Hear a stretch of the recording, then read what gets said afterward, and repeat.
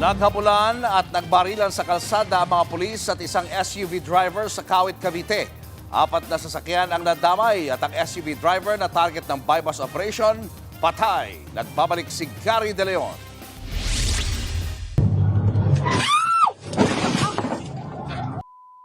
Bumulaga at sumalpok ang SUV na yan sa kasalubong na sasakyan sa Morolas exit sa Kawit, Cavite. Nakabuntot sa SUV ang sasakyan ng pulis. Pero ang SUV, mabilis na nagmaniobra at humarurot palayo.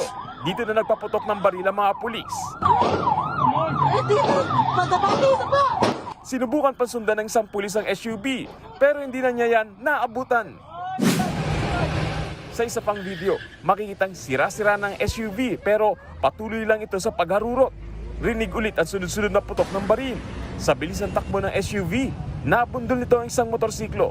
Na-corner ito sa Morolas exit at pilit pinasusuko ang driver. Pero muli raw itong nagpaputok ng baril, kaya gumanti na ang mga pulis. Nang tuluyang tumigil ang sasakyan, dito na tumambad ang duguan at patay ng driver. Ayon sa PNP, tumakas ang lalaki matapos matunugan ng drug bypass operation ng mga pulis sa Bacoor. Tinangay lang din daw ng suspect ang sasakyang iyon ng mga pulis. Pag-park po nung sasakyan ng Intel, pag-responde para huliin na, so nagpumigla sabay ikot, nakapasok na sa loob ng sasakyan, yung sasakyan ng tropa ng Intel, yun ang itinakbo niya. Pinalarma ko na po kaagad yung namin, yung Tactical Operation Center, kinall out lahat po ng mobile patrollers natin. All troops, alert! Sa buong habulan, ilang beses daw naharang ng mga pulis ang SUV. Pero nalulusutan nito ang mga pulis dahil sa pagpapaputok ng baril ng suspect. Sa huli, 2 motorsiklo, isang tricycle at isang SUV ang nasalpok ng suspect. 3 ang sugatan na agad dinala sa paggamutan.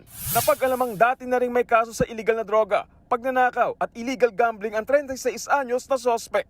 Nagbabalita mula sa frontline, Gary De Leon, News 5. Mga kapatid, Julius Babaw po.